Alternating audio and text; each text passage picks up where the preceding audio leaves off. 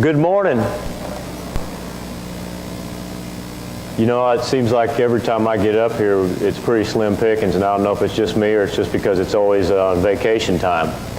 But you know what? I'm gonna be thankful and work with what God's given me, and that usually means that there's not near as many people to see me falter and stumble as I sometimes do up here. So appreciate you all being patient with me, and look forward to having Brother Jim back. He's had to run out and do something out in Colorado. I feel terrible for him with all this 110 degree heat index that we got here, that he has to be out there where it's nice and cool. But missing him, and be ready to have him back soon. But unfortunately, I got some discouraging news for you this morning. I got to share it with you. I struggled all afternoon as to how I could gently break it to you. I prayed, I sought wise counsel. I even considered ways that maybe I could put some sort of positive spin on it. And I just couldn't. And I even thought about maybe possibly not saying anything about it, but I just can't do that either. So I'm just going to have to come right on out and say it. Every one of you all is a failure. I know you really were looking forward to that, weren't you? Probably not exactly what you expected to hear when I got up here. You know, you're a failure, Glenn. There's only two people in here that aren't, and that's my parents. But no, everyone in here is a failure, and you probably were hoping that you'd hear something more of a spiritual challenge or a call to action, and maybe some deep biblical truth I was going to get into up here and teach you how to live life a little better. Or maybe even some kind of positive, uplifting message that designed to give us strength in the face of adversity and all of that. Well, I hope that's going to be true at the end of it, but it sure isn't starting out that way, is it? See, I got to point out right now that none of us gets it right all the time. You know, sin. You know what the original word for sin, as it's translated into our English, is an archery term, and it's a term it's for missing the mark. So when we miss the mark, we fail. We fail to achieve our goal, and it says in the Bible that we've all sinned and come short of the glory of God. We've all missed the mark. So you know, if you steal once, that makes you a thief. Then if you fail once, that makes you a failure, right? I mean, by the same token. We can't get past that. We all have to admit that we just can't get it right all the time. And no one ever has. Well, we'll get to that in a minute. But you know, Hebrews chapter 11, y'all probably know what that is. Somebody can tell me right off the top of their head. I know they can. That's right. It's the Faith Hall of Fame, right? Well, I'm going to submit to you today that it's also the Failure Hall of Fame. And the reason I want is because most, if not all, well, I will say all, almost all of them mentioned were documented failures, and none of them were perfect. Not a one of them listed in that list of the heroes of faith, the Faith Hall of Fame, were perfect individuals. And some of them failed on epic proportions. Now we look at, let's just go through a few of them. Noah was tasked by God to build an ark. It took him 100 years to build it. And the whole time he was building the ark, he was witnessing to the people around him, and he managed to convert how many people? 0. 100 years of preaching and building an ark, and he converted 0 people.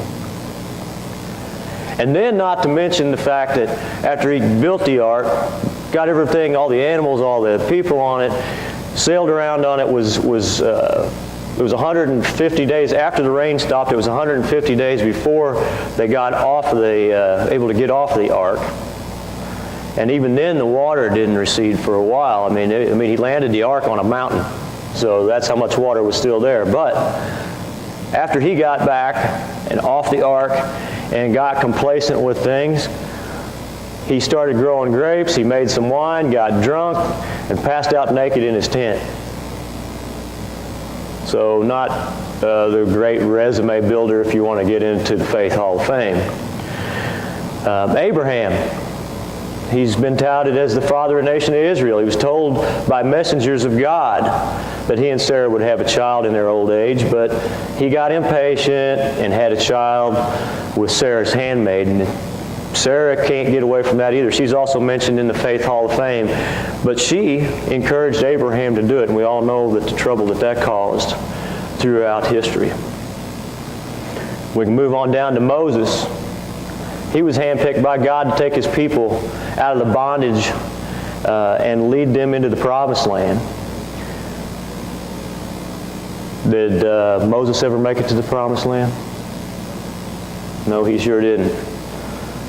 He also broke the first set of 10 stone tablets that God written the 10 Commandments on in a fit of anger, as well as getting upset and striking the stone when they were in the desert instead of speaking to it to get the water out of it as God had commanded him to do. Now Rahab, well, what was her resume? She was a prostitute, that's right. But yet she became part of the lineage of Christ. Now Samson was another one that's listed there. He used his God-given strength for things, lots of things other than what God had planned for him to do. Not to mention the fact that he married outside of his people. This one here, I just don't know. I can't hardly get past this. He ate honey from the stomach of a dead lion, which besides just being plain gross, was also a defiling act. I can't imagine that. That just, how bad do you need some honey? So you bust open a dead lion and get it. But that's his resume. Now Samuel the prophet, he's one of them that's listed in there as well. You know, he was instrumental in anointing Saul as king.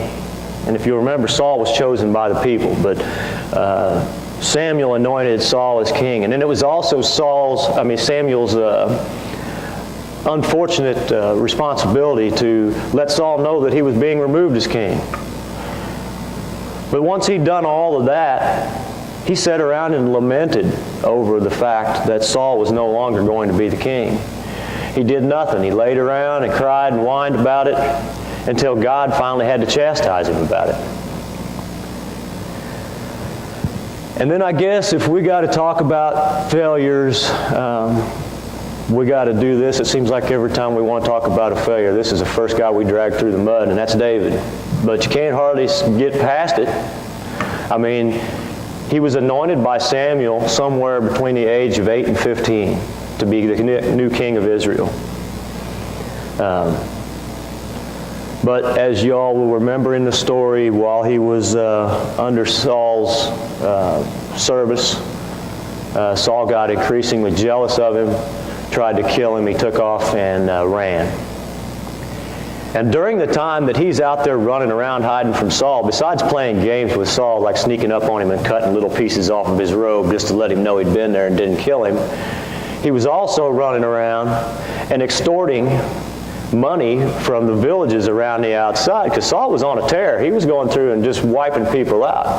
And the only ones he couldn't beat was David's army. So he was going into little towns and extorting these little cities. Hey, how about we protect you if you pay us some money?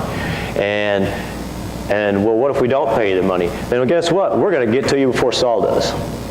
So he was running around extorting these small towns for profit. And then, of course, we know all the things we talk about David.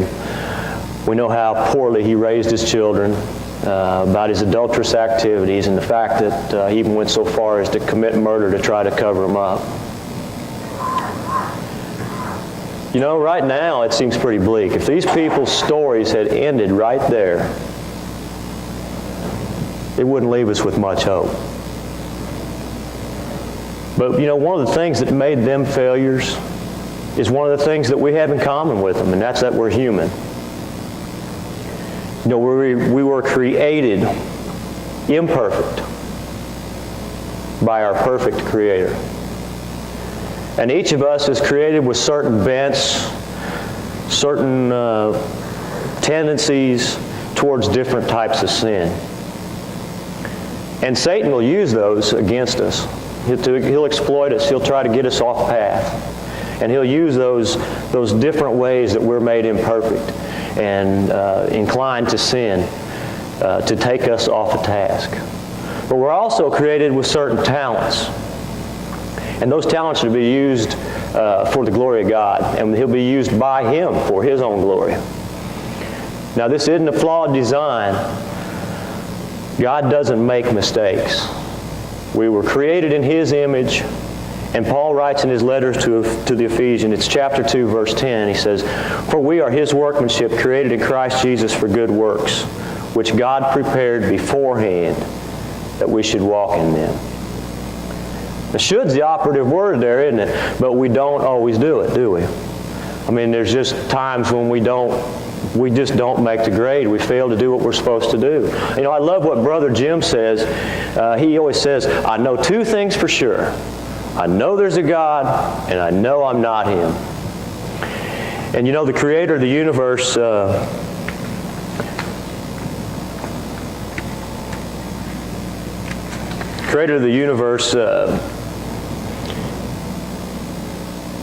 and beyond, He has a plan for us.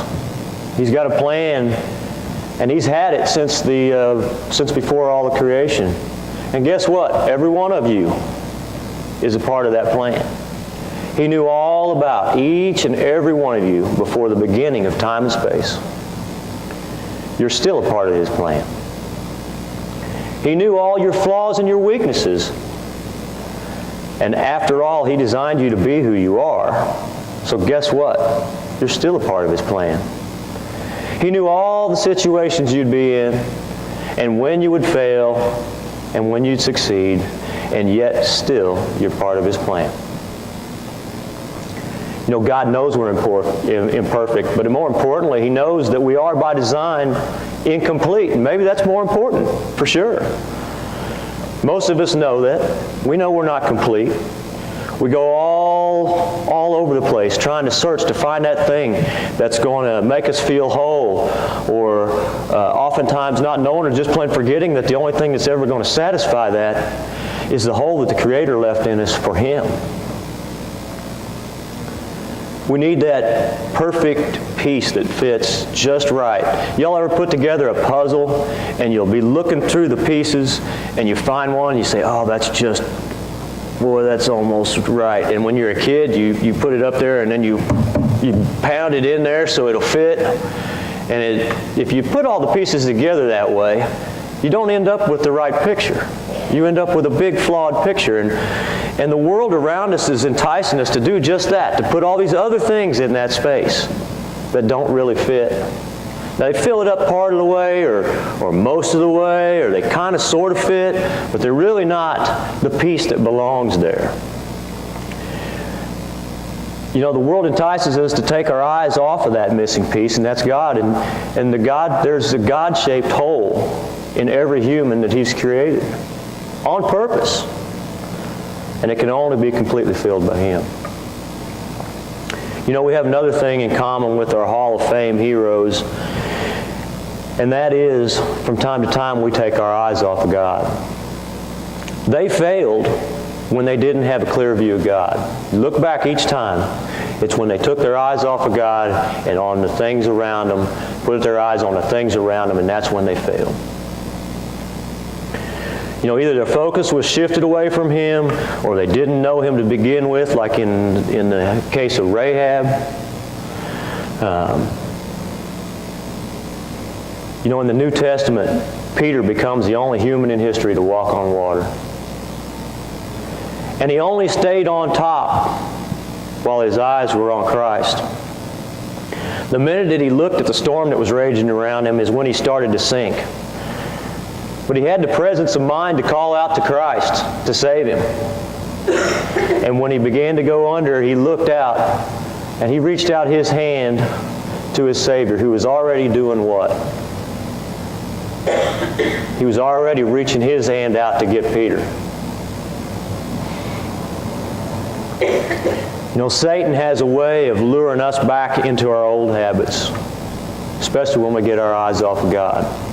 When things get tough, we tend to fall back into those comfortable old habits that we used to think were okay until we began a true relationship with God. And what God has in store for us is usually not comfortable or something that makes us feel good in the moment. As a matter of fact, if you really want to get down to it, take a look around. If you start feeling comfortable, you better look around and see where you're at. See if you're where you're supposed to be. It just might be time to reevaluate your situation. Matthew 7, chapter 7, verse 13 and 14 reminds us that the path that God had for us, what it's supposed to be. He says, "Enter by the narrow gate, for the gate is wide and the way is easy that leads to destruction. And those who enter by it are many. For the gate is narrow and the way is hard that leads to life, and those who find it are few." You know, those of you that have been around here a little while and have been in attendance when I've given the message before will probably remember how I kind of have this man crush on Simon Peter, right? I mean, it's true. I can't get away from it. I admit it. And I'm not ashamed about it. And Ed's going to put this on YouTube, and the whole world's going to know, so I might as well own up to it. But, you know, he is so passionate and such a failure all at the same time. I mean, right or wrong, he's always in 100%. He goes in all in, or he doesn't go at all. And you probably also remember that my all-time favorite Bible story about Peter is when Jesus meets him at the sea after his resurrection and asks Peter if he loves him. And I'm going to drag you back there again. I think you could preach every Sunday on that particular deal and never run out of stuff. But I have to admit that Kristen kind of brought this to my attention. If you're a Bot Radio listener, you may have heard some commentary leading on this as the take that I'm going with this now. But I had missed it. It's odd because I had just been listening to it right before that and then missed it. And God put her in a position to hear it, to bring it to me. But what was Peter doing when Jesus called him to be a disciple? He was fishing, right? He was at the sea. He was a fisherman.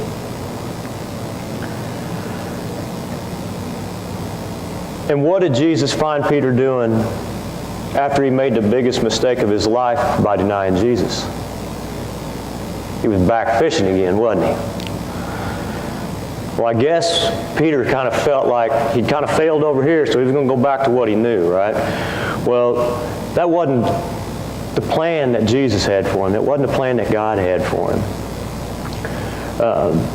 You know, when he found him, he said, "Right now you're a fisherman, but I'm going to take you out of here, and I'm going to make you fisher of the men." You know, he went back to the work whose product, it was something he was comfortable with, but the product of that work took care of a temporary human need. When he caught the fish and took them to the market, people were fed, but they were fed for the amount of time it took that food to leave their system, and they were hungry again. But the fishers of men work that Christ had for him to do was to bring people in and give them an eternal feeding, one that was going to last them through eternity. You know, Peter failed miserably, but Christ didn't leave him there, did he? No, he said he was there again on that beach with his hand outstretched, reaching out to Peter, bringing him back in close to his side again. You see, that hard, rocky, narrow path is difficult to navigate, but God's the only one that knows just where to place your feet to get you there safely. You know, for the next couple of Sundays, I'm going to be away on vacation. Kristen and I are going out to Colorado, and as we usually do, we'll probably go up into the mountains and do a few things. And You know, as far as I'm concerned, the mountains are beautiful, and they're a testimony to the handiwork of God. Go ahead and throw those slides up there if you would.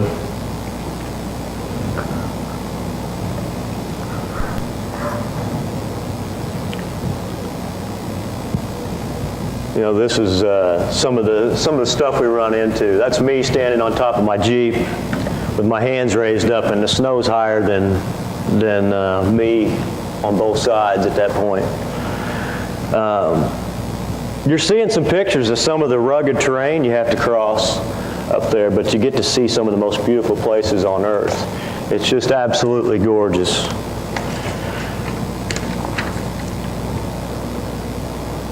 If you look up here at the top, you'll see a cross in the side of that mountain. And that's one of my favorite trails. It's called the Mount of the Holy Cross.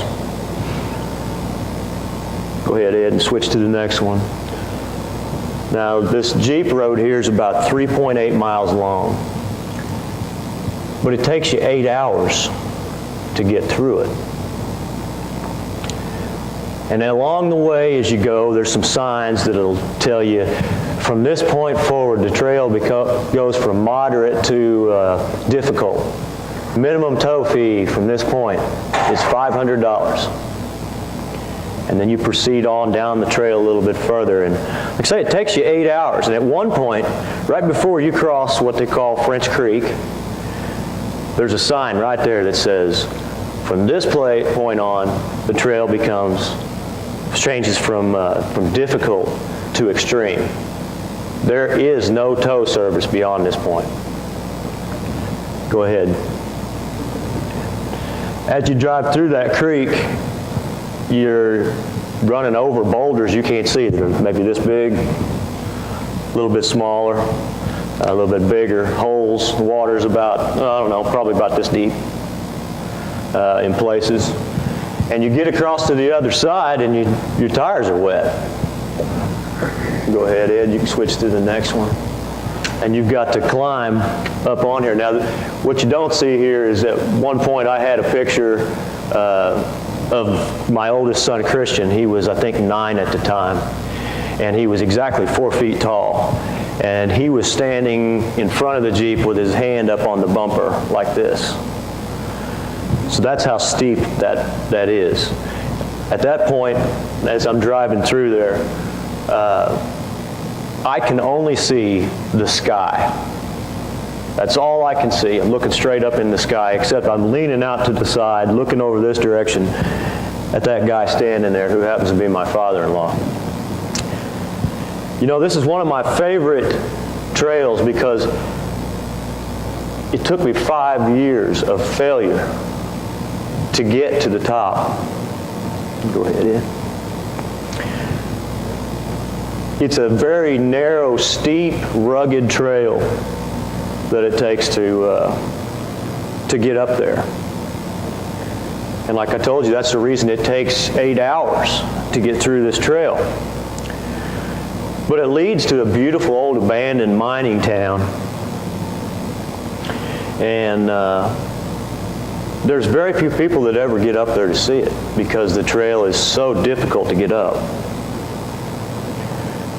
You know, a lot of times as you're driving up this trail, you can't see the path ahead of you. Just like I was saying before, all you can see is maybe the sky or something, or there's another obstruction someplace that you can't see because the Jeep itself is blocking your vision.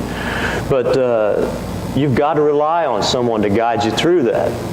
There's just no way to do it on your own. You know, for 5 seasons, 5 summers, I went there every summer, and I tried to get up that mountain. I went the first year, and I got so far, and I went back home, and my father-in-law and I modified the Jeep a little bit more, and we took it back, and I got a little farther and failed and had to come back. We did that for 5 years, and each time that I did that,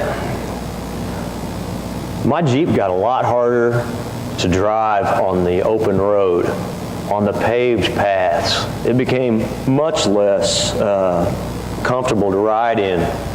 on the highway. And I did all that so I could get up the unpaved paths. You know, every time I went up there and failed, I got discouraged. I was upset. I was, you know, angry that I didn't make it to the top, but I didn't quit. You know, on my 6th attempt, I made it up there. Sixth year of going up there and trying it, I made it.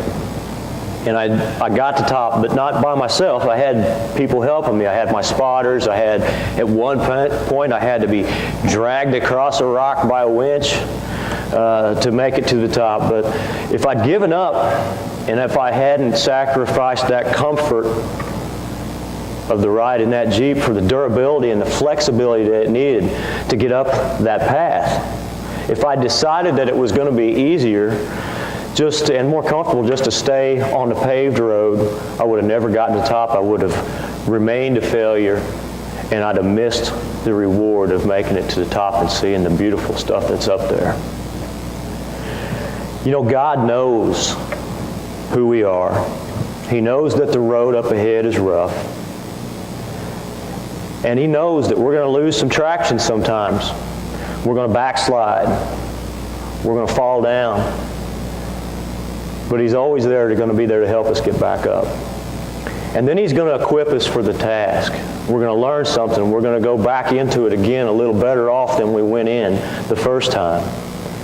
And if we keep on our eyes on Him and use Him as our spotter, if we don't try to just use our own, go our own way, thinking about using our own judgment and fail to the judgment of Him as our spotter, He's going to guide us through those rough and dangerous spots. And then He's going to bring us safely home. Just like He did with those in the Faith Hall of Fame.